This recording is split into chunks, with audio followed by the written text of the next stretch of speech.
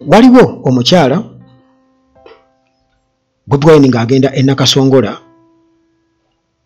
ayogedde ayisizaawo eddoboozi ng'agamba nti eno tetulina malwaliro abantu baakafa 17 oba mu wiiki oba mu mwezi oguwedde ekintu kifaanaganako bwe kityo kale nga kiraga nti abantu balina ennyonta bayaayaana baagala omuntu gwe basobola okutuukiza oba okutuusizaako ebizibu byabwe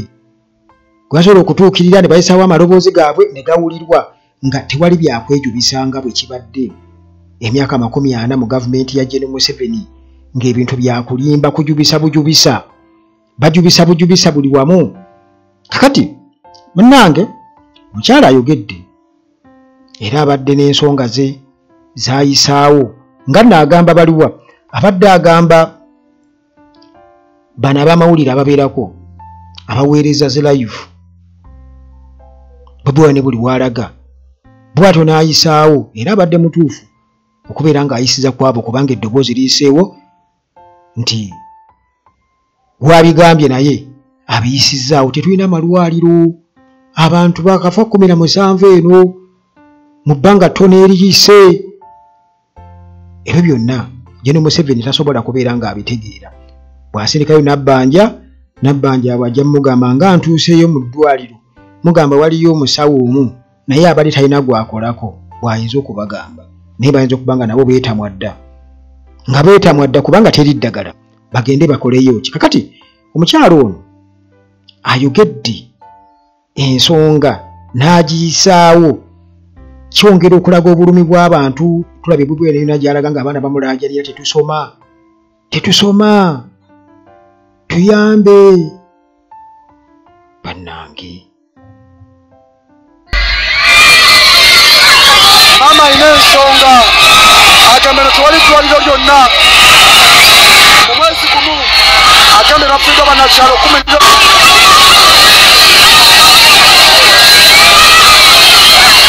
Mama ina ensonga agambira tewali ddwaliro lyonna mu mwezi gumu agambira bafiddwa bannakyalo 17 nga tewali ddwaliro. Mama agambe mu mwezi gumu kino ekyalo kifiddwa abantu 17 kubanga tebalina ddwaliro era bose bakyatambula. Mu mwezi gumu bafiiriddwa abantu 17 kati eyo case study kati neewaala mu Uganda abantu bafa endwadde ez'enjawulo mwe gye mutabeera eriyo ebitundu nga tebirina malwaliro kati awo munnange abadde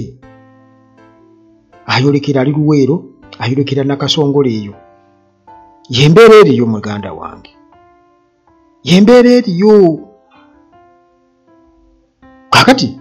munnange gweyinza okwebuuza nti ddala protest vote yaki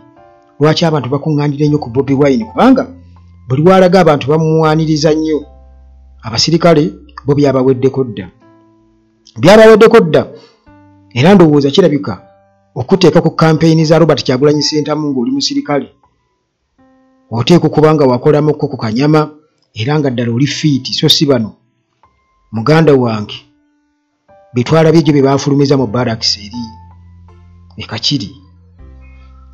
ne batambula mu ttawuni awo nga beekalakaasa simanya afande Fred Mwesigye yabafulumiza kamanda waabwe. Kakati munnange aduumira enkambi yeeyo yabafulumiza n'abatambuza abo bagezako kutiisatiisa abantu mu bakola dduyiro beekwasakwasa nti bakola dduyiro nga batambula bonna abayitirivu bagezako kubeera nga batiisatiisa abantu naye kale nti abasirikale nga bwe nkugambye nti balina okuba nga baakolamu muganda wange okugira abantu bwe batyo sinesiraba lwaki bakugwira abantu kubanga era nkimanyi bumanya nti abantu basobola okubeera nga beefuga. Naye waliwo omwami omu eyatunnyonnyodde nti kugula mu nteri kwebuuzaabuuza nti opposition ate tulina abalala bangi nnyo simanya biki ffenna tuli ku muntu ogwo akiikiridde ebya opposition bino bye tuli mu kwebuuzaabuuza kati kiri very clear nti president yeesimbyewo opposition n'oba tomwagala aliwo ye Kyagulanyi yali kuki ku ballot kiri clear ekyo tekiriko okwebuuzaabuuza tetugenda kitegeera nkya tetugenda kitegeera luli abatasobodde kuteekawo omuntu tebasobodde oba omwagalo batomwagala leero omwetaaga yali ku baloti this time tuyinza ogamba tulina nandala tuyinza ogamba tulina nani nekiri very clear nti ono yabasinga obuwagizi tugende mu kalulu kano nga tumanyi nti tugenze kusala line abanyigirizibwa ne be banyigiriza okubeera ne kaadi oba tiketi ey'ekibiina n'ekimu kireme kujjako gwe omulonzi okulonda omukulembeze gwe gw'omanyi nti yagenda okutwala mu maaso. Ekyo kikulu nnyo era nsuubira okuba nti kaweefube bw'amaanyi naddala mu protest vote eno nti gwe okubeera ne kaadi y'ekibiina kati ekya NRM ekya DP oba ekibiina kya UPC mwenna mujje kuba kati tuli mu revolution tukyusa ggwanga mwenna mujje tuwagire ku guno omulundi babaddenga bajja bagamba opposition egaanye okwegatta kati opposition yonna yeegasse abantu bagigasse gwe muve mu biina ebya ANT simanya Mugisha Muntu simanya Nandala Mafaabi abo bali mu showbiz naye okay nabo balina ebigendererwa byabwe bonga bo Nandala Mafaabi naye ayagala agendeko mu byafaayo nti yeesimbawo okwo ayagala kugeza profile ye naye lwakuba nti ijja kubaako ekintu ekyomutawaana ennyo nti obululu teyafuna kyekikanga bakyagenda okufuna kati ate Mugisha Muntu kuva eri mu PFF batugamba nti abo baagala kulaba nga babeera mu iPod ng'ekibiina kubanga kasente bakola ki bakeetaaga naye nga ku guno omulundi abantu musaanye mumanye nti ffenna opposition yeegasse eyagala omuntu ogwo teri kwegatta kulala kusinga kuno muve mu bibiri bimubeeramu nti kakati eri opposition endala eyagaana already yo yagenda neyigatta ku Museveni bwe bali mu kuteesa mu president addako bwe bali mu kuteesa mu Museveni bw'anaaba awaayo obuyinza gwagenda okubukwasa mbutegenda kubayo nakalulu ndozo kiraba ejjooga eryo muganda wange ggwe andaba oba mpuliriza kakati protest vote Mami Kevin yakugamba nti teeka ku umbrella kuka tewali kubuusabuusa ate tiikinga bulungi deka kutiikinga bino ebyakajanja nti otiikinga embuba alabe nti otiikinze nnyo mu kabokisi wootiikinga teekawo katiiki just katono tekafuluma kabokisi okitegeera teeka mu kabokisi awo wokka woolina okuteeka olina kulondesa buvunaanyizibwa kale munnange nga munnaffe bw'atugambye nti ffenna ku guno omulundi oba oli wa ggwanga ki omuntu ali ogwo bw'obanga ddala okkiririza mu nkyukakyuka era nga owagira opposition okusinziira ku bikolobera abasajja bano bye bakoze bannansi kitegeeza nti kati oteeka okuba nga otegeera Robert Kyagulanyi Ssentamu naye kiri evident ku bantu baafunye obungi abeewuunyisizza ensi yonna yabadde Nakeseke jo era nina we nabadde ndaba ku TikTok nga waliwo munnaffe omu mu Westana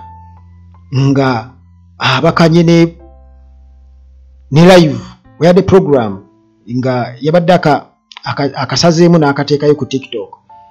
nga annyonnyola obungi bw'abantu bwe bwe yafunye ng'era agezaako kunnyonnyola mu lulimi lwe ekyongera okukulaga nti mu butuufu Bobi Wine kati ensi yonna emutegedde ate Uganda emutegeeredde ddala kakati gwe akyali emabega kitegeeza oli mabega era oli mabega ebya ddala kubanga abantu bwe bamutegedde Nakaseke Luweero abantu babadde bayitirivu nnyo kiswaza ti NRM gye yalwanira naye bagimanyeko kimu kubatta kuttisa banganda n'abamikwano nakuleka bamulekwa n'abannamwandu nakutuuma obuwanga bw'abantu mbu batiisetiisa abantu era bo kyekitiibwa kyabwe emirambo gy'abantu egyo egyagwa kiswaliza ddala Museveni okubeera nga obuwanga obwo akirabanga ekyobuzira kakati muganda waffe yabadde ayisaawo bubaka ng'agezaako tegeeza bonna bye yabadde ategeeza abategeera olulimi olwo kyansanyusizza nnyo kuba kyandaze ti revolution ddala mu butuufu tedda mabega egenda mu maaso ate ensi Uganda eyongedde okubeera ng'egitegeera nti esaze ensalo kubanga abamu bagiteeka ku Buganda kuba Bobi Wine Muganda naye munnange abaana bakoze omulimu gw'amaanyi n'obutambi nja kuba mbufuna okuva mu mawanga ag'enjawulo kakasa nti ddala mu butuufu ensolo ku kizigo kweri. Ekireko kyo president w'ekitebe kya Nuupu Robert Ssentamu Kyagulanyi Bobi Wine abayirege kuli Nakaseke no abairege narale yaye hakiro kya independence Bobi Wine abairege nakaseke I can tell you abantu abairege harale ya Bobi Wine kuli nakaseke abaira atakabafunira harale zinezindi harale zinezindi abaina atunga abantu bayingi fine baita abantu abairege kuli nakaseke human this man Bobi Wine taliwo kusandaliraho look at this video yenteire hano Dora obusiririri empihi arebigambi byorunyorere bakosa mukubara byeberwe binti abantu bobani babayirige nakaseke babayirige bayingi nakaseke kuno niho nanka MP wa onu Rutamaguzi the vocal MP hani haruga Rutamaguzi na haruga kuno nakaseke abantu bayingi muno kikusana omwitwale eryo mu constituency ya nanka ya Rutamaguzi bakisana nibenda abantu kuyimpinduka people were very many kandi kuno nakaseke kuno NRM yasingire kurwanira NRM kuno karwanira yo muno ekaterera ye mundu so Bobi Wine ni haba irege uko yesterday na celebrating independence haba irege uko runarale abantu one of the problems abantu bakulina kuno na nakaseke bakwetombo itali government ya Museveni mtibakarwana bakabantu badi family zabo zaitibwa abantu tibaitu babebwa so Bobi Wine haba irege uko ijo nakaseke